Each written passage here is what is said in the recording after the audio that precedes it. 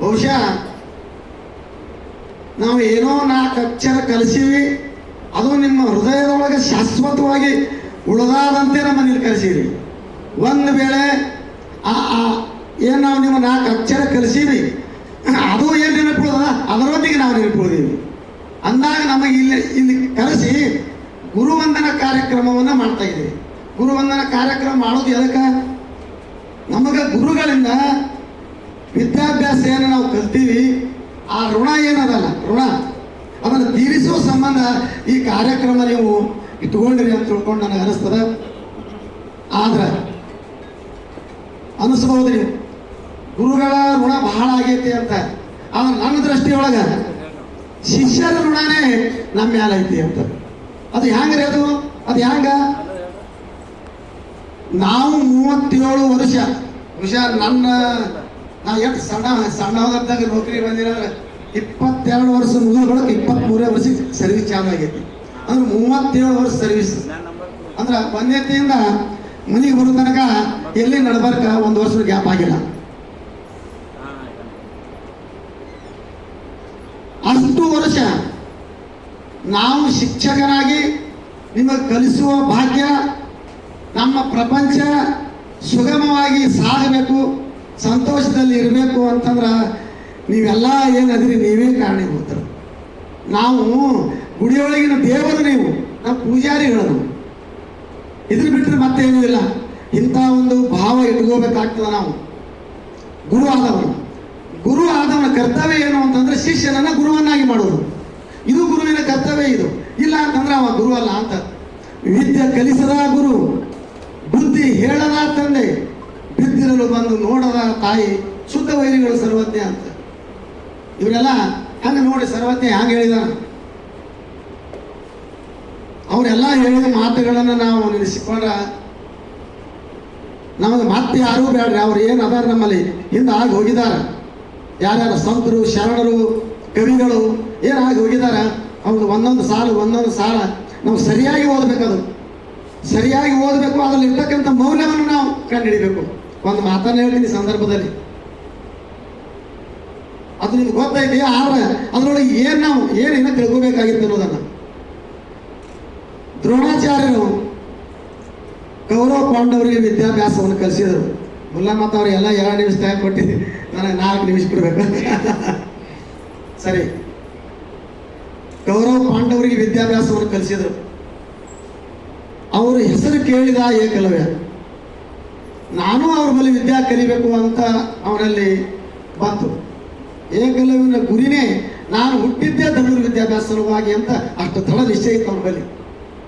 ಗುರು ಸಿಕ್ಕಿರಲಿಲ್ಲ ಅವನಿಗೆ. ಅವನು ಬಂದ, ದ್ರೋಣಾಚಾರ್ಯ ಹತ್ತಿರ ಬಂದ, ಗುರುಗಳ ನನಗೆ ಧನುರ್ ವಿದ್ಯಾಭ್ಯಾಸ ಕಲಿಸಬೇಕು ಅಂತ ಹೇಳಿದ ವಿನಯದಿಂದ. ಆವಾಗ ನೋಡ್ರಿ, ಗುರು ಆದವನು ಹೆಂಗಿರಬೇಕು ಅಂತ. ಅಕಸ್ಮಾತ್ ಗುರು ತಪ್ಪು ಮಾಡಿದ್ರೆ ಅದು ಶಿಕ್ಷೆ ಅನುಭವಿಸಲೇಬೇಕು. ಇದು ನೆನಪಿಡ್ತಕ್ಕಂಥ ಸಂಗತಿ. ಆವಾಗಲೂ ಇವಾಗಲೂ ಏನಾದರೂ ನಾವು ವರ್ಗದ ಕೋಣೆಯಲ್ಲಿ ಗೋಳು ವಿಷಯ ಹೇಳಿ ಟೈಮ್ ಪಾಸ್ ಮಾಡಿ ಆವಾಗ ಬಿಟ್ಟಿದ್ದೇವೆ ಅಂತಂದ್ರೆ ಇವಾಗ ನಮ್ಮಲ್ಲಿ ನೀವು ಕರೆಸಲ್ಲ. ಅದು ಏನು ತಪ್ಪು ಮಾಡಿದ್ದೆ ಅವಾಗ ನಿಮ್ಗೆ ಗೊತ್ತಾಗಲ್ಲ. ನೀವು ಸಣ್ಣದ್ರು ಇರ್ತೀರಿ ಅವಾಗ. ಆ ಥರ ನಾವು ಪಾಠ ಬೋಧನೆ ಮಾಡಿದ್ರೆ ಅದು ನಮಗೆ ಆಗ್ತಕ್ಕಂಥ ಶಿಕ್ಷೆ ಎಂಥದ್ದು ನಿಮ್ಗೆ ಗೊತ್ತಾಗಲ್ಲ. ಅದು ಮುಂದೆ ಗೊತ್ತಾಗ್ತೈತಿ. ಅದು ನಾವು ಅನುಭವಿಸ್ತಾ ಇದ್ದೇವೆ ಇವಾಗ. ಅದಕ್ಕೆ ನಾನು ಏನೋ ನಿಮ್ದ್ರಿಗೆ ಬಂದು ಕಲಿಸ್ಬೇಕಂತ ಬರ್ತೀನಿ. ಅದ್ರ ಏನೋ ಋಣ ತೀರಿಸ್ಬೇಕಂತ. ಅದು ಮಂದಿಯ ಜನರಿಗೆ ಏನೋ ತೋರ್ತಿರ್ಬೇಕು. ಆದ್ರೆ ಏನೋ ನನ್ನ ಋಣ ಓದೈತಿ, ನನ್ನ ಮ್ಯಾಲ ಋಣ ಅದ ನಿಂಬರಿಗೆದು, ಅದನ್ನು ಕಲಿಸಿ ಮುಟ್ಟಿಸ್ಬೇಕು ಅಂತ ಉದ್ದೇಶದಿಂದ ಬರ್ತೀನಿ ನಾನು ಅಷ್ಟೇ. ಏಕಲವ್ಯ ಬಂದ ದ್ರೋಣಾಚಾರ್ಯ ಹತ್ತಿರ ಎಂಥ ಭಕ್ತಿರೇ ಅವನದು, ಎಂಥ ವಿಶಾಲ ಹೃದಯ ಅವನು. ಪಾದಕ್ಕೆ ನಮಸ್ಕಾರ ಮಾಡಿದ. ಗುರುವಿನ ಹೃದಯ ಕರಗಬೇಕು ಅಂತಂದ್ರೆ ಸ್ವಚ್ಛಾಗಿ ವಿದ್ಯಾರ್ಥಿಗಳು ಸ್ವಚ್ಛ ಮನಸ್ಸಿನಿಂದ ಬರಬೇಕು. ಸರಿ, ಅಟ್ಟೆ ಸ್ವಚ್ಛ ಗುರುವು ಇರಬೇಕು. ದ್ರೋಣಾಚಾರ್ಯ ಅಂದರು, ಇಲ್ಲಪ್ಪ ಮತ್ತು ಸರಿ ನೀ ಏನೋ ವಿದ್ಯಾಭ್ಯಾಸ ಸಲುವಾಗಿ ಬಂದಿರಿ, ಆದ್ರೆ ನಾನು ರಾಜಕುಮಾರರ ಅಷ್ಟೇ ವಿದ್ಯಾಭ್ಯಾಸ ಕೊಡ್ತೀನಿ, ಆದ್ರೆ ಬೇಡದ ಮದಿಯಲ್ಲ ನೀನು, ನಾನು ವಿದ್ಯಾಭ್ಯಾಸ ಕೊಡ್ಲಿಕ್ಕೆ ಬರಾಗಿಲ್ಲ. ದ್ರೋಣಾಚಾರ್ಯ ಅಂದ್ರೆ ಅವ್ರು ಭಾಳ ದೊಡ್ಡವ್ರು ಏನ್ರಿ ಅವರು, ಜಾತಿಯನ್ನು ನೋಡಿದ್ರು ಅವರು ಅಂತ. ಇದು ಭಾಳ ಮುಖ್ಯ ಐತಿ ನಾನು ಹೇಳೋದು.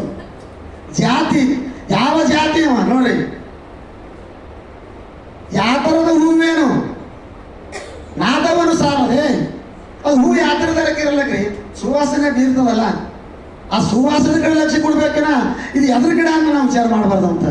ಅದಕ್ಕೆ ಏಕಲವ್ಯ ನೀ ಬೇಡ ಮದ್ಯಪ್ಪ ಅಂದಾಗ ಅವ್ನಿಗೆ ಹೇಗಾಗಿರ್ಬೇಕು ಹೇಳ್ರಿ, ಹೇಗಾಗಿರ್ಬೇಕ್ರಿ ಅವನಿಗೆ.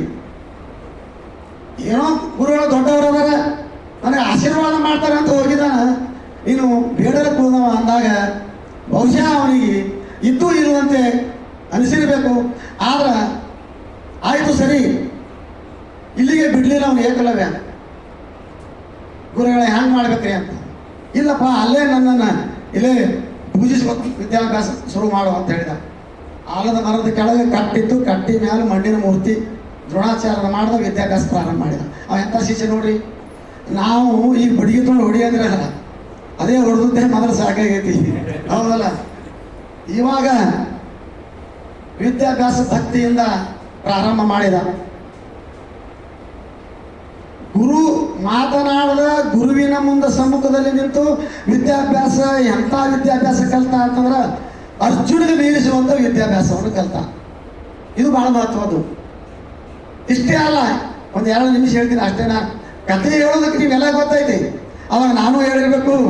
ಈಗ ಇವಾಗ ಮತ್ತೆ ನೀವು ಎಲ್ಲ ನಮ್ಗೆ ದೊಡ್ಡವರಾಗಿರಿ, ಅದು ಎಲ್ಲ ಓದಿರಿ ನೀವೀಗ, ಅದು ಹೇಳ್ತಾ ಇಲ್ಲ. ನಾನು ಏನು ಹೇಳ್ಬೇಕಾದ್ರು ಅದು ಲಕ್ಷ ಕೊಡ್ರಿ ಅಷ್ಟೇ. ಕಲಿತ ಒಳಗೆ ಪಾಂಡವರೆಲ್ಲರೂ ಬೇಟೆ ಆಡೋದು ಆವಾಗಿನ ರೂಢಿ. ಅರಣ್ಯಕ್ಕೆ ಎಲ್ಲರೂ ಬಂದರು, ನಾಯಿಗಳನ್ನು ಜೊತೆಯಾಗಿ ತರ್ತಿದ್ರು ಆವಾಗ ಬೇಟೆ ಆಡುವ. ಈಗ ಅವರು ಹೋಯ್ತಾರೆ ನೋಡಿರಲಿಲ್ಲ, ಅದೇ ರೂಢಿ ಐತಿ. ಅದು ನಾಯಿಗಳು ಏನು ಮಾಡಿದ್ವು ಅಂತಂದ್ರೆ, ಒಂದು ನಾಯಿ ಏನು ಪಾಂಡವರ ಹತ್ತಿರ ಇದ್ದದ ನಾಯಿ, ಅದು ಬಗಳಕೊಂತ ಈ ಏಕಲವ್ಯನ ಒಂದು ವಸ್ತಿ ಕಡೆ ಬಂತದು. ವಸ್ತಿ ಕಡೆ ಬಂದಾಗ ಶಬ್ದವೇದಿ ವಿದ್ಯೆ ಗೊತ್ತಿತ್ತು ಅವ್ರಿಗೆ, ಶಬ್ದವೇದಿ ವಿದ್ಯೆ. ನೀವು ಇಲ್ಲೇ ಇರಲಿ, ಗೋಳ್ಗುಟ್ಟು ಟಚ್ ಕಡೆ ಇರಲಿ, ಅದು ಶಬ್ದ ಅಲ್ಲಿ ಕೇಳಿಸ್ತಂದ್ರೆ ಹಿಂಗೆ ಮಾಡಿಬಿಡ್ತಿದ್ರು ನೋಡ್ರಿ. ಅದು ನಾವು ಮುಂದಿದ್ರೆ, ಒಂದು ಗಿಡಕ್ಕೆ ಮುಂದಿದ್ರೆ ನಾವು ಏನೋ 10 ಕಾಲು ಹೊಡೆದ್ರೆ 1 ಕಾಲು ಬಿಡೋಂಗಿಲ್ಲ, ಅದು ಶಬ್ದದ ಮೇಲೆ ಬಾಣ್ಬಿಡ್ತಿದ್ದ. ಆ ನಾಯಿ ಶಬ್ದ ಕೇಳಿ ನಮ್ಮ ವಸ್ತಿಗಳು ಬರ್ತದಂತ ಏಕಲವ್ಯ ನಾಯಿ ಬಾಯಾಗ ಎಷ್ಟು ಬಾಂಡ್ ಇರ್ತೋ ಅಷ್ಟು ಬಾಂಡ್ ಬಿಟ್ಬಿಟ್ಟ. ಅದು ಬಗಳಿಗೆ ಬರಲಿಲ್ಲ ಅದಕ್ಕೆ ಮುಂದೆ. ಅದು ನಾಯಿ ಹೊಳ್ಳಿ ಮತ್ತೆ ಪಾಂಡವರ ಕಡೆ ಹೋಯ್ತು, ಎಲ್ಲಿತ್ತು ಅಲ್ಲಿ. ಅರ್ಜುನ ನೋಡಿದ, ಇಲ್ಲಿ ಯಾರೂ ಇಲ್ಲವಲ್ಲ, ನಾಯಿ ಬಾಯಿ ಒಳಗೆ ಬಾಣ್ ಬಿಟ್ಟಿದಾರಲ್ಲಿ ಯಾರು ಅಂತ ಆಶ್ಚರ್ಯ ಆಯ್ತು ಅವ್ರಿಗೆ. ಆಶ್ಚರ್ಯ ಅಟ್ಟೆ ಆಗಲಿಲ್ಲ. ನನಗೆ ಒಬ್ಬರಿಗೆ ಶಬ್ದ ವೇದಿ ವಿದ್ಯೆ ಗೊತ್ತೈತಿ, ಆದ್ರೆ ಇಲ್ಲಿ ಮತ್ತೆ ಯಾರಿಗೆ ಗೊತ್ತದ? ಆ ವಿದ್ಯೆ ಗೊತ್ತಿರ್ಬೇಕಾದ್ರೆ ದ್ರೋಣಾಚಾರ್ಯ ಕಲಿಸಿರ್ಬೇಕಲ್ಲ. ಇದು ಅವನಲ್ಲಿ ಪ್ರಶ್ನೆ ಬಂತು ನೋಡ್ರಿ. ಮತ್ಸರ ಅನ್ನೋದು ಭಾಳ ಕೆಟ್ಟ ಇರ್ತೈತೆ ಅದು. ಆವಾಗ ಹಾಗೆ ಮುಂದೆ ಬಂದರು, ಏಕಲವ್ಯರ ವಸ್ತಿ ಇತ್ತು. ಸರಿ ನೋಡಿದರು, ದ್ರೋಣಾಚಾರ್ಯರಿಗೆ ಪ್ರಶ್ನೆ ಮಾಡಿದ ಅರ್ಜುನ, ಇಲ್ಲಪ್ಪ ನಾ ವಿದ್ಯಾಭ್ಯಾಸ ಅವನಿಗೆ ಕಲಿಸಿಲ್ಲ, ಹಾಗಾದ್ರೆ ಅವನೇ ತಾನೇ ಕಲ್ತಾನ, ಹೀಗೆ ಒಂದು ಗುರುಭಕ್ತಿಯಲ್ಲಿ ಅಂತ. ಆಯ್ತು, ಮುಂದೆ ಹೋದರು. ಮುಂದೆ ಹೋದಾಗ ಅರ್ಜುನ ಸುಮ್ಮ ಕೂಡಿರಲಿಲ್ಲ. ನನಗಿಂತಲೂ ಹೆಚ್ಚಿನ ವಿದ್ಯಾಭ್ಯಾಸದವನು ಯಾವನು ಇರಬಾರ್ದು, ಎಲ್ಲ ನನಗೆ ಕಲಿಸ್ಬೇಕು. ಹಾಗಾದ್ರೆ ನಾವು ನನ್ಕ ಮುಂದೆ ಅದರ ಅದು ಗುರುಗಳ ಅದು ಏನು ಅದಕ್ಕೆ ಕಟ್ ಮಾಡ್ಬೇಕು ನೀವು ಅಂತ ಹೇಳಿದ. ಯಾಕಂದ್ರೆ ರಾಜರ ಆಶ್ರಯದಲ್ಲಿ ಇರಬೇಕಾಗಿತ್ತು ಅವಾಗ ಗುರುಗಳು, ಅದು ಅನಿವಾರ್ಯ ಇತ್ತು.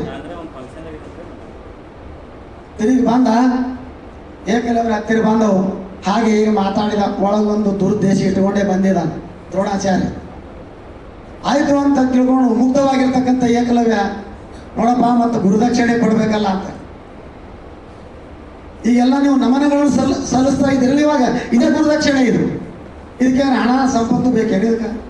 ಇಲ್ಲ. ಆವಾಗ ಅಲ್ಲಿ ಗುರುಗಳ ನೀವು ಏನು ಯಾವ ದಕ್ಷಿಣೆ ಏನು ಬೇಕು ಹೇಳಿ ನಾನು ಕೊಡ್ತೀನಿ ಅಂತಂದ. ಆವಾಗ ಧೈರ್ಯ ಮಾಡಿ ಕೇಳಿದರು ದ್ರೋಣಾಚಾರ್ಯರು. ಅವರಿಗೂ ಧೈರ್ಯ ಇರಲಿಲ್ಲ, ಒಳಗ ಪ್ರಾಣ ಸಂಕಟ ಇತ್ತು. ಅಲ್ಲಪ್ಪ ಮತ್ತೆ ನಿನ್ನ ಬಲಗೈ ಹಬ್ಬಗಳ ಕೊಡ್ತೀಯನು ಅಂತ ಕೇಳಿದರು. ಇದು ಹ್ಯಾಂಗ್ರಿ ಬಿಡೋದು? ಒಬ್ಬ ಸಾಮಾನ್ಯ ಮನುಷ್ಯನೂ ಬಿಡೋದಿಲ್ಲ. ಹಿಂಗ ಹುಟ್ಟಿದ್ದೆ ಧನುರ್ ವಿದ್ಯಾಭ್ಯಾಸ ಸಾಧಿಸಿ ನನ್ನ ಜನ್ಮ ಸಾರ್ಥಕ ಮಾಡ್ಕೋಬೇಕಂತ ಏಕಲವ್ಯನ ಉದ್ದೇಶ ಐತಿ. ಮತ್ತು ಬಾಣ ಬಿಡಬೇಕಾದ್ರೆ ಮತ್ತೆ ಬಲಗೈ ಹೆಬ್ಬರಳೆ ಬೇಕು, ಮತ್ತು ಅದೇ ಬಿಡಿದ್ರೆ ಹೆಂಗ್ರಿ? ಅಂದೇವ ಗಂಡನ ಜಗಳ ಅದು ಬಿಟ್ಟು ಹೇಳ್ರಿ ಅಂತೇವ ನಾವು ಅದು ಬಿಟ್ಟು ಹೇಳ್ರಿ ಹಂಗಂದ ಏನೋ ಏಕಲವ್ಯ ಬಲಗೈ ಹೆಬ್ಬಗಳನ್ನು ದ್ರೋಣಾಚಾರ್ಯ ಮೂರ್ತಿತ್ತು ಮುಂದೆ ಕಟ್ಟಿತ್ತು ಅವ್ರ ಮುಂದೆ ನಿಂತಿದ್ರು ಅವ್ರ ಮುಂದೆ ಕತ್ತರಿಸಿ ಎಂಥ ಭಕ್ತರಿ ಇದು ಗುರುಭಕ್ತಿ ಕತ್ತರಿಸಿ ಕೊಟ್ಟ ಆ ಹೆಬ್ಬಗಳ ಕತ್ತರಿಸಿದಾಗ ಧಾರಾಳ ಕಟ್ಟಿ ಮ್ಯಾಲ ಬಗಸೆಗಟ್ಟಲೆ ರಕ್ತ ಬಿತ್ತು ಗುರುವಿನ ಪಾದಕ್ಕೆ ಅರ್ಪಿಸಿದ ಅವರಿಗೆ ಶಾಂತ ಆಯಿತು ಅಥವಾ ಮತ್ತೆ ಏನಾಯ್ತು ಆ ಮಾತು ಬೇರೆ ಏನು ತಗೊಂಡ್ರಿ ಇವರು ಶಿಷ್ಯನ ಹೆಬ್ಬಗಳನ್ನು ತಗೊಂಡ್ರು ಅದು ಅವನಿಗೆ ಮುಖ್ಯ ನಮಗೆ ಮುಖ್ಯ ಇಲ್ಲ ಇದು ನಾವೇನು ಬಾಣ್ ಬಿಡೋರಲ್ಲ ಬರೀ ಬಾಣ್ ಹೊಡೆಯವರು ಹೌದಲ್ಲ ಅಂದಾಗ ಅದು ತಗೊಂಡ ಅಂತ ಒಳಗೆ ತಾಯಿ ಕಟ್ಟಿಗೆ ತರ್ಲಿಕ್ಕೆ ಅರಣ್ಯದೊಳಗೆ ಹೋಗಿದ್ರು ಇದು ಮುಖ್ಯ ಐತಿ ಬಂದಳು ಯಾಕಂದ್ರೆ ಮಗನ ಮನಸ್ಸನ್ನ ಅರಿತುಕೊಳ್ತಕ್ಕಂಥ ಶಕ್ತಿ ತಾಯಂದಿರಿಗೆ ಹೊರತಾಗಿ ಮತ್ತೆ ಜಗತ್ತಲ್ಲಿ ಯಾರಿಗೂ ಸಾಧ್ಯ ಇಲ್ಲ ಹೇಳೋದ್ರೆ ತಿಳ್ಕೊಳ್ತಕ್ಕಂಥ ಶಕ್ತಿ ತಾಯಂದಿರಿಗೆ ಐತಿ ಬಂದಳು ಯಥಾ ಪ್ರಕಾರ ಮಗ ಅಲ್ಲೇ ಇದ್ದ ನೋಡಿದಳು ಯಾಕೋ ಮಗನ ಮುಖ ಸಪ್ಪಗಾಗಿತ್ತು ಆ ಕೈ ಹಿಂದೆ ಹಿಡಿದಿದ್ದ ಹಿಂಗ ಒಂದು ಅರಿವಿ ಸುತ್ತಿದ್ದ ಕೈ ಹಿಂದೆ ಹಿಡಿದಿದ್ದ ಯಾಕೆ ಗೊತ್ತಮ್ಮ ಯಾಕೆ ಹೀಗೆ ಯಾಕೆ ಮುಖ ಸಪ್ಪಗಾಗಿದ್ದಿಲ್ಲ ಏನು ಇಲ್ಲ ಇಲ್ಲವ ಏನೂ ಇಲ್ಲ ಅಂತ ಹೇಳಿದ ಹಾಗೆ ಸಮೀಪ ಬಂದಳು ಆ ಕಟ್ಟಿ ಸಮೀಪ ಬಂದಳು ಅಲ್ಲಿ ಬಗಸಗಟ್ಟಲೆ ಏನು ರಕ್ತ ಮಡು ನಿಂತಿತ್ತಲ್ಲ ಆ ಮಡು ರಕ್ತ ನಿಂತಲ್ಲಿ ಈಗ ಬಂದು ಅಡಿಕೆ ಹಾಕಿ ನೋಡಿದ್ರು ಅಲ್ಲಿ ಏನು ಕಾಣಿಸ್ಬೇಕ್ರಿ ಅದ್ರೊಳಗೆ ಆ ರಕ್ತದೊಳಗೆ ದ್ರೋಣಾಚಾರ್ಯರ ಮುಖ ಕಾಣಿಸ್ತಾವಳಿ ಅದ್ಯಾಕ್ರಿ ಅನ್ಬೋದು ನೀವು ಪುರುಷರು ವರ್ಷಗಟ್ಟಲೆ ತಪಸ್ಸು ಮಾಡಿದ್ರೆ ಅವ್ರಿಗೆ ಸ್ವರ್ಗ ಸಿಗುತ್ತದೋ ಅಥವಾ ಶಿವನ ಪಾದಕ್ಕೆ ಹೋಗ್ತಾರೋ ಗೊತ್ತಿಲ್ಲ ಆದರೆ ಸುಮ್ಮನೆ ನನ್ನ ಅನುಭವ ಪ್ರಕಾರ ಶಾಸ್ತ್ರದ ಪ್ರಕಾರ ಹೆಣ್ಣು ಮಕ್ಕಳಿಗೆ ಇಂಥ ಒಂದು ಶಕ್ತಿ ಹ್ಯಾಂಗೆ ಬರ್ತದೆ ಅಂತ ಕೇಳಿದ್ರೆ ಪತಿವ್ರತ ಧರ್ಮದಿಂದ ಬರ್ತೈತಿ ಇದು 100% ಕರೆಕ್ಟ್ ಇದು ತಪಸ್ಸು ಮಾಡೋದು ಬೇಕಾಗಿಲ್ಲ ಪೂಜೆ ಪುರಸ್ಕಾರ ಮಾಡೋದು ಬೇಕಾಗಿಲ್ಲ ಪತಿವ್ರತ ಧರ್ಮ ಆಚರಿಸಿದ್ರೆ 100% ಸ್ವರ್ಗದ ಅಂತ ನಾ ಹೇಳ್ತೀನಿ ಈ ವಿಷಯದ ಬಗ್ಗೆ ಮತ್ತೆ ಯಾವಾಗ ಇನ್ನೂ ಚರ್ಚೆ ಮಾಡಬೇಕಾದ್ರೆ ಆದ್ರೆ ಈ ಸಂದರ್ಭ ಬಂದೈತಲ್ಲ ಅವರಿಗೆ ದ್ರೋಣಾಚಾರ್ಯರ ಮುಖ ಕಾಣಿಸ್ತು ನನ್ನ ಮಗನಿಗೆ ಬೆರಳು ಕತ್ತರಿಸಿದ್ದು ಇವರೇ ಕಾರಣ ಅಂತ ತಿಳ್ಕೊಂಡು ಯಾವಾಗ ನನ್ನ ಮಗನ ಬೆರಳ ಹೋಗ್ಯಾರೋ ಯಾವ ಕತ್ತರಿಸಾನೆ ಅವ್ನು ಕೊರಳು ಹೋಗಿ ಅಂತ ಶಾಪ್ ಕೊಟ್ಬಿಟ್ಲು ನೋಡ್ರಿ ಹಂಗೈತಿ ಶಿಕ್ಷಕ ತಪ್ಪು ಮಾಡಿದ್ರೆ ಹೀಗೈತಿ ನೋಡಿ ಅದಕ್ಕೆ ಹೇಳಕತ್ತೀನಿ ನಾನು ಇದು ಕಥೆ ಇಲ್ಲಿ ತನಕ ಹೇಳೋದು ನನ್ನ ಉದ್ದೇಶ ಇಲ್ಲ ನನ್ನ ಮಗನ ಬೆರಳಿಗೆ ಅವನು ಕೊರಳು ಹೋಗಬೇಕು ಎಂಥ ಶಿಕ್ಷೆ ಇದು ಬೆರಳು ಹೋದ್ರೆ ಮನುಷ್ಯ ಜೀವಂತ ಬದುಕ್ತಾನೆ ಕೊರಳು ಹೋದ್ರೆ ಹೆಂಗೆ ಬದುಕ್ತಾನೆ ನಿಮ್ಗೆಲ್ಲ ಗೊತ್ತದ ಎಲ್ಲ ನೋಡ್ತೀರಿ ಓದ್ತೀರಿ ಮಹಾಭಾರತದ್ದು ಒಳಗೆ ಯಾವ ಸ್ವತಃ ಅರ್ಜುನನಿಂದ ಪ್ರೇರಿತನಾಗಿ ಬಂದು ಪಟ್ಟು ತಗೊಂಡು ಅವನಿಂದ ಕೊಡೋರು ದ್ರೋಣಾಚಾರ್ಯ ರಣಭೂಮಿ ಒಳಗೆ ಎಂಥ ಶಿಕ್ಷೆ ಇದು ಇದಕ್ಕಿಂತಲೇ ಹೆಚ್ಚಿನ ಶಿಕ್ಷೆ ಆಗ್ಬೇಕೇನು ಅಂದ್ರೆ ಗುರು ತಪ್ಪು ಮಾಡಿದ್ರೆ ಇಂಥ ಶಿಕ್ಷೆ ಐತಿ ಶಿಷ್ಯ ನೀವು ತಪ್ಪು ಮಾಡಿದ್ರೆ ಶಿಕ್ಷೆ ಇಲ್ಲ ಮತ್ತೆ ಅಂಥ ಶಿಕ್ಷೆ ಇಲ್ಲ ಆದ್ರೆ ಗುರು ತಪ್ಪು ಮಾಡಿದ್ರೆ ಇಲ್ಲ ಅಂದ್ರೆ ಮೊದಲೇ ಹಾಕೊಂಡ್ರಲ್ಲ ಅದು ಹೀಗೈತಿ ಇದು ಗುರು ಶಿಷ್ಯರ ಸಂಬಂಧ ಗುರು ಮತ್ತು ಶಿಷ್ಯರಿರ್ತಕ್ಕಂಥ ಧರ್ಮ ಇದು ಈ ಧರ್ಮ ನಾವು ಪಾಲಿಸಬೇಕು ಇನ್ನು ಒಂದೇ ಉದಾಹರಣೆ ಹೇಳ್ತೀನಿ ನಾನು ಶ್ರೇಯಸಂಗಮ ಅಂತ ಗೆಳತನ ಅಂದ್ರೆ ಹೆಂಗಿರ್ಬೇಕ್ರಿ ಅದಕ್ಕೆ ಒಂದು ಉದಾಹರಣೆ ಹೇಳ್ತೀನಿ ನಮ್ಮ ರಾಮಾಯಣ ಮಹಾಭಾರತ ನಾವು ಪುಟಗಳನ್ನ ತೆಗೆದಿಟ್ಟೇವು ಅಂತಂದ್ರೆ ಈ ಕಲಿಯುಗದೊಳಗೆ ಏನು ನಡೀತದ ಅದಕ್ಕೆ ಹಿಂದಿನ ದೃಷ್ಟಾಂತಗಳು ಸಾಕಷ್ಟು ಸಿಗ್ತಾವೆ ಇದು ಇಲ್ಲ ಅಂತಿಲ್ಲ ಅದನ್ನು ಒಳವತ್ತು ನೋಡ್ಬೇಕಾಗ್ತದೆ ಅಷ್ಟೇ ಒಂದು ಸ್ನೇಹ ಹಂಗಿರ್ಬೇಕು ಅಂತ ಇದೇ ದ್ರೋಣ ಮತ್ತು ದೃಪದ ಗೊತ್ತಾ ನೀವು ದೃಪದ ರಾಜಕುಮಾರವ ಇವ ದ್ರೋಣ ಒಂದೇ ಗುರುವಿನಲ್ಲಿ ನೀವು ಹೆಂಗೆ ನಮ್ಮಲ್ಲಿ ವಿದ್ಯಾಭ್ಯಾಸ ಕಲ್ತಿರಲ್ಲ ದ್ರೋಣ ಮತ್ತು ದೃಪದ ಒಂದೇ ಗುರುವಿನಲ್ಲಿ ವಿದ್ಯಾಭ್ಯಾಸ ಕಲ್ತರು ಅದನ್ನು ಹೇಳ್ತೀನಿ ಇದು ಯಾಕೆ ಹೇಳ್ತೀನಿ ಅಂದ್ರೆ ಕಥೆ ಹೇಳ್ಬೇಕಂತ ಉದ್ದೇಶ ನಂದಿಲ್ಲ ಇವತ್ತ ಅದೆಲ್ಲ ಹೇಳಿ ಮುಗಿಸಿ ಅವರಿಬ್ರು ಗುರುಗಳ ಹತ್ರ ವಿದ್ಯಾಭ್ಯಾಸ ಕಲ್ತರು ಪೂರ್ಣ ಹೊರತು ಏನೇನು ಕಲ್ತರು ಆಯ್ತಲ್ಲ ತಿರುಗಿ ಮನೆಗೆ ಹೊರಟರು ದ್ರೋಣಾಚಾರ್ಯ ತನ್ನ ಮನೆಗೆ ಮತ್ತೆ ದೃಪದ ತನ್ನ ರಾಜ್ಯಕ್ಕೆ ಹೊರಟ ಇವರು ದ್ರೋಣಾಚಾರ್ಯರು ಬ್ರಾಹ್ಮಣರಲ್ಲ ಸ್ವಲ್ಪ ಬಡತನ ಇತ್ತು ಅವರಿಗೆ ವಿದ್ಯಾ ಸಾಕಷ್ಟಿತ್ತು ಆವಾಗ ದ್ರುಪದ ಏನಂತ ದ್ರೋಣರಿಗೆ ಗೊತ್ತೇನು? ದ್ರೋಣನೇ, ನಾವು ನೀವಿಬ್ರು ಬಾಲ್ಯ ಸ್ನೇಹಿತರು. ನಿನಗೆ ಅಕಸ್ಮಾತ್ ಜೀವನದಾಗ ಕಷ್ಟ ಸುಖಗಳು ಬಂದಾಗ ಅದರೊಳಗೆ ನಾ ಭಾಗಿಯಾಗ್ತೀನಿ. ನಿನಗೇನಾದರೂ ಬಡತನ ಬಂದಾಗ ನನ್ನ ಕಡೆ ಬಾ ಅಂತ ನಾನು ನಿನಗೆ ಬೇಡಿಕೆ ಕೊಡ್ತೀನಿ ಅಂತ ಹೇಳಿದ. ಯಾರು? ದ್ರುಪದ. ಸರಿ ಆಯ್ತು, ಕಥೆಯೆಲ್ಲ ಮುಂದೆ ಭಾಳ ಆಯ್ತು. ಬಡತನ ಬಂದು ಬಿಡ್ತೀರಿ ಮುಂದೆ. ಯಾರಿಗೆ? ದ್ರೋಣನಿಗೆ ಬಡತನ ಬಂತು. ಎಂಥ ಬಡತನ ಬಂತು ಅಂತಂದ್ರೆ ಒಪ್ಪತ್ತಿನ ಊಟಕ್ಕೂ ಸಹಿತ ಸಿಗ್ತಿರಲಿಲ್ಲ, ಅಂಥ ಬಡತನ ಬಂತು. ಆವಾಗ ಈಗ ಹ್ಯಾಂಗೆ ನೆನಪಾಯ್ತು ನೋಡಿ ನಿಮಗೆ? ಹಂಗೆ ನೆನಪಾಯ್ತು ಯಾರಿಗೆ? ದ್ರೋಣಾಚಾರ್ಯರಿಗೆ ನೆನಪಾಯ್ತು. ದ್ರುಪದ ಬಾಲ್ಯ ಸ್ನೇಹಿತ ನನಗೆ ಹೇಳಿದಾನಲ್ಲ, ನನಗೆ ಆತ್ಮವಿಶ್ವಾಸ ಐತಿ, ನಾನು ದ್ರುಪದನ ಕಡೆ ಹೋಗಬೇಕು ಅಂತ ಹೊರಟ. ಈ ದ್ರೋಣಾಚಾರ್ಯ ಗುರುಗಳು ಪರಶುರಾಮರು. ಹಾದಿ ಒಳಗೆ ಪರಶುರಾಮರ ಒಂದು ಆಶ್ರಮ ಇತ್ತು. ಅವರು ಏನು ಮಾಡಿದ್ರು ಗೊತ್ತೇನು? ಪರಶುರಾಮರು ತಮ್ಮಲ್ಲಿರ್ತಕ್ಕಂಥ ಎಲ್ಲ ಸಂಪತ್ತು ದ್ರವ್ಯ ಏನದ, ಭೂಮಿ ಸೀಮೆ ಎಲ್ಲ ಸಂಪತ್ತು ಎಲ್ಲ ದಾನ ಮಾಡಿ ಅವ್ರು ಅರಣ್ಯಕ್ಕೆ ತಪಸ್ಸು ಕೊಟ್ಟಿದ್ರು. ಇವ್ರ ಬಳಿ ಸ್ವಲ್ಪ ಹೋದ್ರೆ ಗುರುಗಳ ಬಳಿ ಏನು ಸಿಗ್ತದೆ ಅಂತ ಮೊದಲು ಅಲ್ಲಿ ಹೋಗೋದ್ರೊಳಗೆ ಎಲ್ಲ ದಾನ ಮಾಡಿಬಿಟ್ಟಿದ್ರು. ಏನಿತ್ತು ಅಂದ್ರೆ ಅಸ್ತ್ರ ಶಸ್ತ್ರಗಳು ಅಷ್ಟು ಮಾತ್ರ ಉಳಿದಿದ್ದು. ಅವಾಗ ದೀಕ್ಷಾರ್ಥಿಯಾಗಿ ಬಂದಂಥ ದ್ರೋಣಾಚಾರ್ಯನ ಕಂಡ್ರು, ಪರಶುರಾಮ ತಿಳ್ಕೊಂಡ್ರು. ಅಲ್ಲಿ ದ್ರೋಣಾಚಾರ್ಯರೇ, ನಾವು ಎಲ್ಲ ದಾನ ಮಾಡಿವಿ, ಇವಾಗ ಬಂದ್ರಿ, ಮಾಡೋದೇನು ಅಂತ. ಇಲ್ಲಿ ನಿಮ್ಮಲ್ಲಿ ಏನದ ಅದು ಕೊಟ್ಟರೆ ಸಾಕು ಅಂದ. ಈ ವಿದ್ಯೆನ ಅವ್ರಿಗೆ ಕೊಟ್ಟರು, ಅದನ್ನು ತೊಗೊಂಡು ಹೊಂಟರು.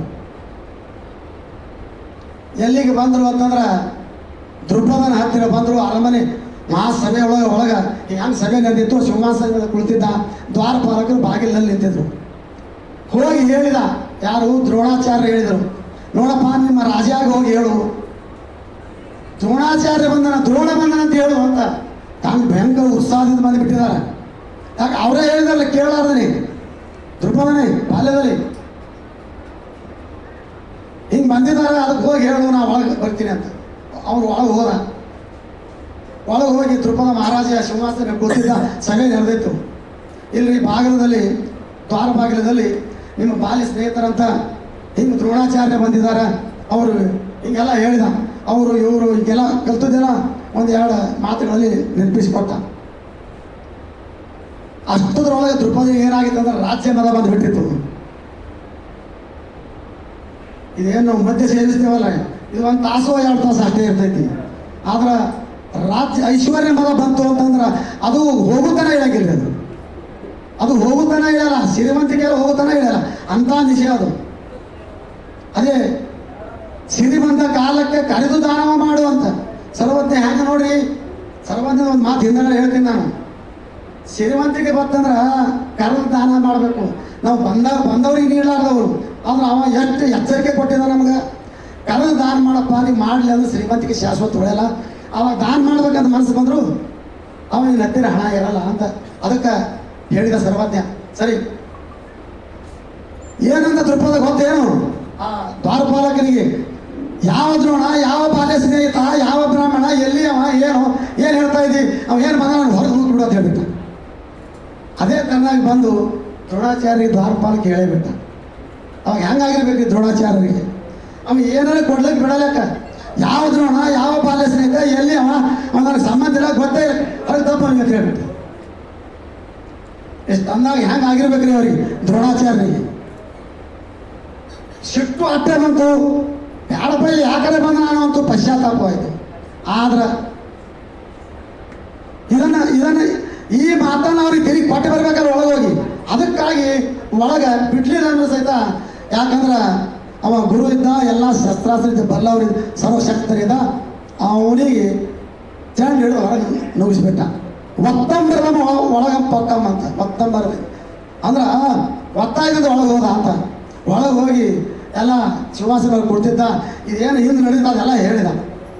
ಆ ದ್ವಾರಪಾಲಕ ಏನು ಮಾತಾಡಿದ್ರು ಅದೇ ಮಾತಾಡ್ಬಿಟ್ಟು ಇವನೇನು. ಅವಾಗ ಹೆಂಗೆ ಆಗಿರ್ಬೇಕ್ರಿ ಅವನಿಗೆ.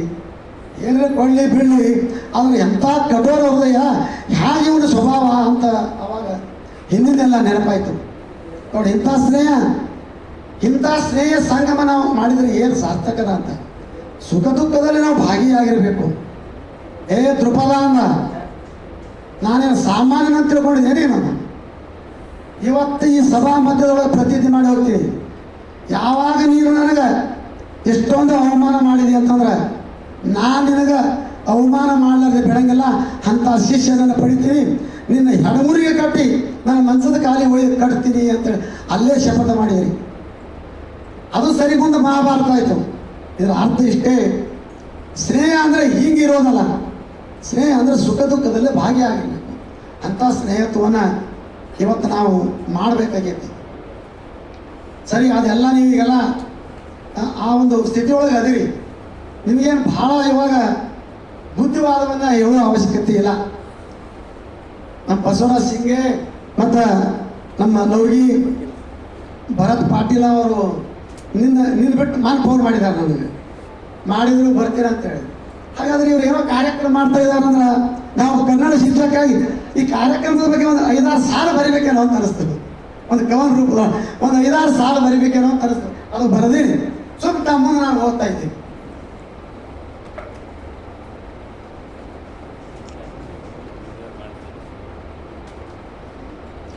ಗುರು ಬ್ರಹ್ಮ ಎಂದಿರುವುದು ನಮ್ಮ ಸನಾತನ, ಗುರು ಬ್ರಹ್ಮ ಎಂದಿರುವುದು ನಮ್ಮ ಸನಾತನ, ಇದುವೇ ಹಿಂದೂ ಸಂಸ್ಕೃತಿಯ ಪುರಾತನ, ಇದುವೇ ಹಿಂದೂ ಸಂಸ್ಕೃತಿಯ ಪುರಾತನ.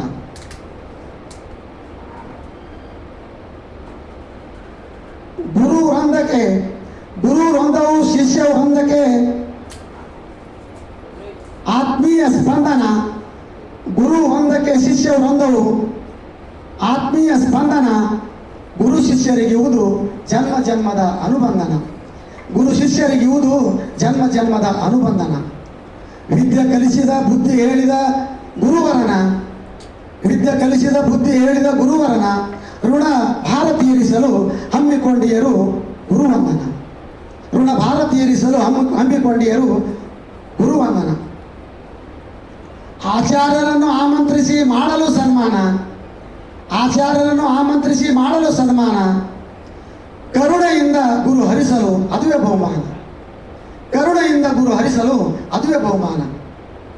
ಗುರುಪಾದ ನಮಗೆಲ್ಲ ಸ್ವರ್ಗ ಸಮಾನ, ಗುರುಪಾದ ನಮಗೆಲ್ಲ ಸ್ವರ್ಗ ಸಮಾನ ಎಂದುಕೊಂಡಿಯ ಶಿಷ್ಯ ಬಳಗಕ್ಕೆ ಬರಲಿ ಹೊಸ ಜೀವನ, ಎಂದುಕೊಂಡಿಯ ಶಿಷ್ಯ ಬಳಗಕ್ಕೆ ಬರಲಿ ಹೊಸ ಜೀವನ. ಅರಿವೇ ಗುರು ಎಂದು ಮರೆತಿಲ್ಲಿವರು ನೆನವು ಅನುದಿನ, ಅರಿವೇ ಗುರು ಎಂದು ಮರೆತಿಲ್ಲಿವರು ನೆನವು ಅನುದಿನ, ನಮನ ಸಲ್ಲಿಸಲು ಕೂಡಿಯರು ಈ ದಿನ, ನಮನ ಸಲ್ಲಿಸಲು ಕೂಡಿಯರು ಈ ದಿನ. ಲಂಕೆಯನ್ನು ಜಿಗಿದ ಬಲದಿಂದ ಭೀಮನ, ಲಂಕೆಯನ್ನು ಜಿಗಿದ ಬಲದಿಂದ ಭೀಮನ ಪಾದ ಕಮಲಕ್ಕೆ ಸಲ್ಲಿಸುವೆ ಅನಂತ ನಮನ, ಪಾದ ಕಮಲಕ್ಕೆ ಸಲ್ಲಿಸುವೆ ಅನಂತ ನಮನ. ಕರುಣೆ ತೋರು ಹನುಮ ನಿನ್ನ ಮಕ್ಕಳನ, ಕರುಣೆ ತೋರು ಹನುಮ ನಿನ್ನ ಮಕ್ಕಳನ, ನಿನ್ನ ಪಾದದ ಅಡಿಯಲ್ಲಿ ಕಲಿತ ತನುಜರನ, ನಿನ್ನ ಪಾದದ ಅಡಿಯಲ್ಲಿ ಕಲಿತ ತನುಜರನ.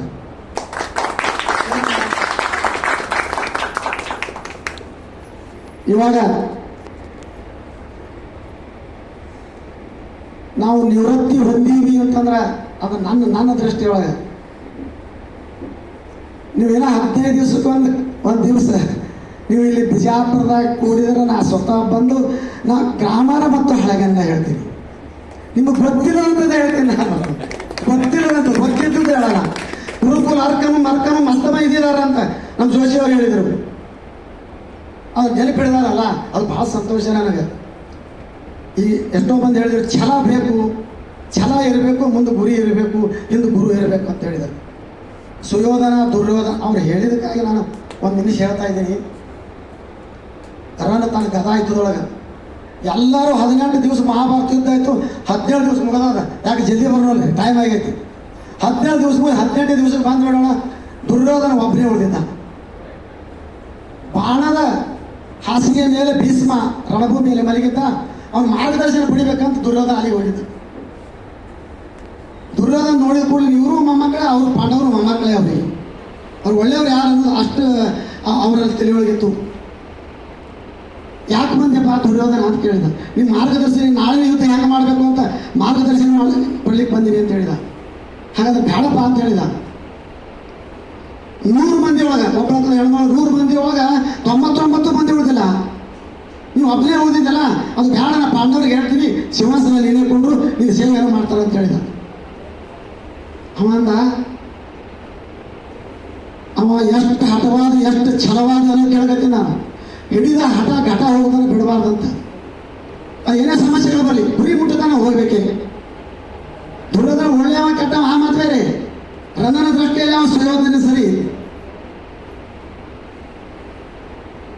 ಆವಾಗ ಭೀಷ್ಮಾಚಾರ್ಯ ಹೇಳಿದ, ಆಯ್ತು ಅಜ್ಜ ನಿಮಗೆ ಭೇಟಿಯಾದ ಸಾಕು, ಇಂದ ಮಾತಾಡೋರು ಬೇಡ ಅಂತ ಹೇಳಿದ. ಏನಂದ ಅವನಿಗೆ ಭೀಷ್ಮಾಚಾರ್ಯರಿಗೆ ಉತ್ತರ ಕೊಟ್ಟ ಏನು, ನೆಲಕ್ಕೆ ಇರುವೆಂ ಎಂದು ಬಗೆದೆ ಛಲಕ್ಕೆ ಇರುವೆಂ ಪಾಂಡವ ಸುತರು. ನಾನು ನೆಲದ ಸಲುವಾಗಿ ಯುದ್ಧ ಮಾಡ್ತೇನಂತ ಬಂದಿದ್ದೇನು ಅದು ತಿಳ್ಕೊಂಡ್ರಿ ನೀವು? ಇಲ್ಲ, ನಾನು ಛಲಕ್ಕಾಗಿ ಯುದ್ಧ ಮಾಡ್ತೀನಿ ಆ ಪಾಂಡವರಲ್ಲಿ. ಈ ನೆಲಂ ದಿನಪಸುತನಂ ಕೊಲ್ಲಿಸಿದ ನೆಲಂ, ಈ ನೆಲಂ ಪಾಳು ನೆಲಂ. ನೋಡಿ, ಈ ನೆಲ ಎಂಥದ ಅಂತಂದ್ರೆ ಇದು ನನ್ನ ಸ್ನೇಹಿತನಾದಂಥ ಕರ್ಣನನ್ನು ಕೊಲ್ಲಿಸಿದ ನೆಲ. ಇದ್ರ ಸಲುವಾಗಿ ನಾನು ಯುದ್ಧ ಮಾಡಲಿ ಏನು? ಪುನಃ ಈ ನೆಲಮಂ ನಂಬಿ ನಾನು ಬಾಳದಕ್ಕನೆ ಈ ನೆಲಕ್ಕೆ ನಾ ಮತ್ತೆ ಬಂದ ಆಡಳಿತ ನಡೆಸಲೇನು? ಇಲ್ಲ, ನಾನು ಛಲವನ್ನು ಸಾಧಿಸುವ ಸಲುವಾಗಿ ನಾನು ಯುದ್ಧ ಮಾಡ್ತೀನಿ, ಇದು ಅಜ್ಜ ಹೇಳ್ಬೇಡ ಅಂತ ಹೇಳಿದ. ಅಂದ್ರೆ ಮಾತ್ರ ರಾಜ ಮಾಡ್ತಾ ಅಂದ್ರೆ ಒಬ್ಬರು ಇಲ್ಲರಿ, ಅವ ಒಬ್ಬನೇ ಉಳ್ದಾನಂದ್ರು. ನಾವು ಪಾಠ ಕೂಡಿರ್ತೇವೆ ಕುರ್ಚಿ ಮೇಲೆ, ಹೌದಲ್ಲ? ಮತ್ತೆ ಒಬ್ಬನೇ ಉಳ್ದ ನಿನಗೆ ರಾಜ ಮಾಡ್ತಾ ಅಂತಂದ್ರೆ ಪಾಂಡವ್ರಿಗೆ ಗಮನಿಸ್ತೀನಿ ಅಂತಂದ್ರೆ ಅದೇನು ಒಬ್ಬನೇ ನಾವು ಎಂಥ ಛಲ ಇರಬೇಕು. ಈ ರೀತಿ ಒಂದು ಛಲದಿಂದ ನಾವು ಜೀವನ ಸಾಗಿಸ್ಬೇಕಾದ, ಒಂದು ಏನಾದರೂ ಜೀವನದಲ್ಲಿ ಸಾಧಿಸಬೇಕು. ಯಾಕಂದ್ರೆ ಈ ಮನುಷ್ಯ ಜನ್ಮ ಇದು ನರಿ ನಾಯಿ ಅಂತ ಅಲ್ಲ, ಇದು ಭಾಳ ಮಹತ್ವಪೂರ್ಣವಾದಂಥದ್ದು. ಇದಕ್ಕೆ ಭಾಳ ಅಪಾರವಾದ ದೊಡ್ಡ ಶಕ್ತಿ ಅದ. ನಮ್ಮನ್ನು ನಾವೇ ಕಳ್ಕೋಬಾರ್ದು, ಇದಕ್ಕೆ ನಾವೇ ಸೀಮೆ ಹಾಕಬಾರ್ದು. ಇದಕ್ಕೆ ಇದು ಭಾಳ ದೊಡ್ಡ ತಾಕತ್ತದ ಇದ್ರ ಬಲ್ಲಿ. ಅದನ್ನು ನಾವು ಅರ್ಥ ಮಾಡ್ಕೋಬೇಕು ಇವೆಲ್ಲ ನೋಡಿಕೊಂಡು. ಸರಿ ಆಯಿತು, ಭಗವಂತ ನಿಮಗೆಲ್ಲ ಒಳ್ಳೇದು ಮಾಡಲಿ, ನಾವು ಒಳ್ಳೇದು ಮಾಡಲಿ ಅಲ್ಲ, ಭಗವಂತ ಒಳ್ಳೇದು ಮಾಡಲಿ. ನಿಮಗೆ ಹೆಂಗೆ ಸಂಸಾರದೊಳಗೆ ನಾವು ಜೀವನದೊಳಗೆ ನಾವು ಹೆಂಗೆ ಇರಬೇಕು, ಈಗೆಲ್ಲ 100% 100% ನಾವೆಲ್ಲ ಗೃಹಸ್ಥಾಶ್ರಮ ಪ್ರವೇಶ ಮಾಡಿ ಅಂದಾಗ ನಾವು ಹೇಗೆ ಇರಬೇಕು ಅಂತಂದ್ರೆ ಸರ್ವಜ್ಞ ಅವ ದಿನ ಭಿಕ್ಷೆ ಬೇಡಿ ಹೊಂಟಿದ್ದೆ, ಹೆಚ್ಚಿಗೆಲ್ಲ ಹೊಟ್ಟೆ ಅಷ್ಟೇ. ಒಂದು ಮನೆಗೆ ಹೋದ, ಹೆಂಡತಿ ಊಟಕ್ಕೆ ಕೊಡ್ತಿದ್ರು, ಗಂಡ ಪಡಸಾಗಿ ಒಳಗೆ ಊಟಕ್ಕೆ ಕುಂತಿದ್ದ. ಅವ್ರು ಹೆಂಗೆ ನೋಡ್ರಿ, ಅವರ ಗಂಡನ ಹೃದಯವನ್ನು ಹೆಂಡತಿ ಅರಿತುಕೊಂಡಿದ್ರು, ಹೆಂಡತಿ ಹೃದಯವನ್ನು ಗಂಡ ಅರಿತುಕೊಂಡಿದ್ದ. ನಾವು ನೀವೆಲ್ಲ ಅರಿತುಕೊಂಡಿವೆಲ್ಲ, ಅದೇ ದೊಡ್ಡದೇನು ತರ್ಬೋದು, ಅದು ಅವ್ರದ್ದು ನೋಡ್ಬೇಕಾಗಿತ್ತು ಅಷ್ಟೇ. ಅವ್ರ ಸರ್ವಜ್ಞ ವಚನಗಳು ಎಂತ ಅಂತಂದ್ರೆ ಈ ಕರ್ಪೂರ ಆಡ್ರ ಕಾಂಡಲ್ಲಿ ಗುಂಡಿರ್ತದ್ರು. ಸಂದರ್ಭ ನೋಡಿದ್ರೆ 100% ಕರೆಕ್ಟಾಗಿ 3 ಸಾಲಲ್ಲಿ ತ್ರಿಪದಿಯಲ್ಲಿ ಹೇಳ್ತಾ ಇದ್ದ. ಹಂಗೆ ಯಾರಿಗೆ ಹೇಳಕ್ಕೆ ಸಾಧ್ಯ ಇಲ್ಲ, ಆಸು ಕಮ್ಮಿ ಅಂತ ಅವ್ರಿಗೆ. ನಾನು ಮೊಸರ ಅನ್ನ ತರಲೇನಂತ ಕೇಳ್ತಿದ್ರು ಅಡುಗೆ ಮನೆಯೊಳಗೆ ಕೂತು. ಇಲ್ಲ, ನಾನು ಊಟ ಮಾಡಲ್ಲ ಅಂತಿದ್ದ. ಮತ್ತು ಅಲ್ಲ, ಪಾಯಸ ಬೆಲ್ಲ ಹಾಕಿದ್ರೆ ಪಾಯಸ ತರ್ತೀನಿ ನಾನು ಅಂತ, ಅದನ್ನೂ ಅಲ್ಲ. ಮತ್ತು ಏನೇನೋ ತರ್ತೀನಿ ಅಂತ ಹೇಳಿದ್ರೆ ಎಲ್ಲ ಒಲ್ಲೆ ಅಂತಿದ್ದ. ನೋಡಿ, ನಲ್ಲ ಒಲ್ಲಿಯನಲ್ಲ, ನೆಲ್ಲಕ್ಕಿ ಬೋನಲ್ಲ, ಅಲ್ಲವನು ಅಲ್ಲ, ಮೊಸರಲ್ಲ, ಯಾಕಲ್ಲ, ಇಲ್ಲ ಅದಕ್ಕಲ್ಲ ಸರ್ವಜ್ಞ. ವಚನ ಹೇಳೋದಾಯ್ತು, ಅದರೊಳಗೆ ಮರ್ಮ ಏನದ, ಅದರೊಳಗೆ ಗುಟ್ಟು ಏನದ, ಅದನ್ನ ತಿಳ್ಕೊಬೇಕಾಗ್ಯದ. ಮನೆಯೊಳಗೆ ಏನದ ಏನಿಲ್ಲ ಅನ್ನೋದು ನಮ್ಗೆ ಗೊತ್ತಿರ್ಬೇಕು. ಹೊರಗೆ ಬಂದ ಕೂಡಲೇ ಸ್ತ್ರೀ ಅಂತಂದ್ರೆ, ಸ್ತ್ರೀ ಕಣ್ಣೊಳಗೆ ನೀರು ಬಂದು ಅಂದ್ರೆ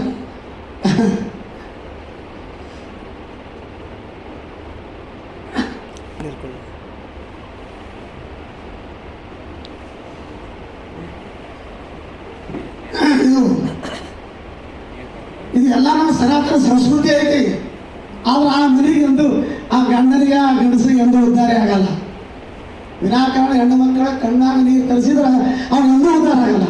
ಇದು ಹೆಂಗೆ ಸಿದ್ಧಾಂತ ಐತಿದ್ರು, ಸುಮ್ಮನೆ ನಾವು ಭಾಷಣ ಮಾಡೋದಲ್ಲ.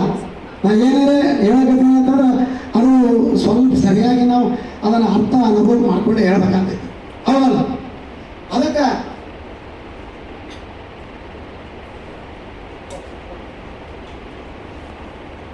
ನಾವು ನೀವೆಲ್ಲ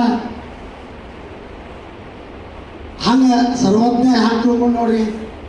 ಮತ್ತು ಅಲ್ಲಿ ಭಿಕ್ಷೆ ಹ್ಯಾಂಗೆ ಬೇಡು, ನಲ್ಲ ಒಲ್ಲಿ ಏನಲ್ಲ, ನಲ್ಲಕ್ಕಿ ಬೋನಲ್ಲ, ಮೊಸರಲ್ಲ, ಅಲ್ಲವನು ಅಲ್ಲ, ಯಾಕೆ ಅಲ್ಲ ಇಲ್ಲ ಅದಕ್ಕೆ ಅಲ್ಲ ಸರ್ವಜ್ಞ.